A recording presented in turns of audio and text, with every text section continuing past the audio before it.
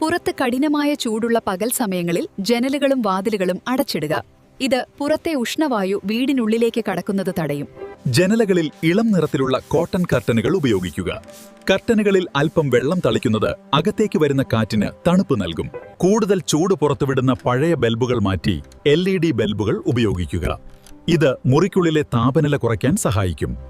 വീടിനുള്ളിൽ ചെടികൾ വളർത്തുന്നത് വായു ശുദ്ധീകരിക്കാനും അന്തരീക്ഷത്തിലെ ചൂട് ആഗിരണം ചെയ്യാനും സഹായിക്കും. ഉപയോഗമില്ലാത്ത സമയങ്ങളിൽ ഇലക്ട്രോണിക് ഉപകരണങ്ങൾ ഓഫ് ചെയ്യുക.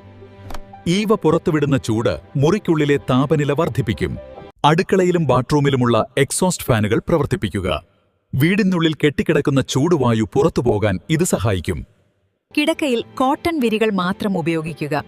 സിന്തറ്റിക് തുണികൾ ചൂട് നിലനിർത്തുമെങ്കിൽ കോട്ടൺ വായുസഞ്ചാരം സുഗമമാക്കും. വൈകുന്നേരങ്ങളിൽ ടെറസിലോ വീടിന്റെ മേൽക്കൂരയിലോ വെള്ളം നനയ്ക്കുന്നത് രാത്രിയിൽ വീടിനുള്ളിലെ ചൂട് ഗണ്യമായി കുറയ്ക്കാൻ സഹായിക്കും.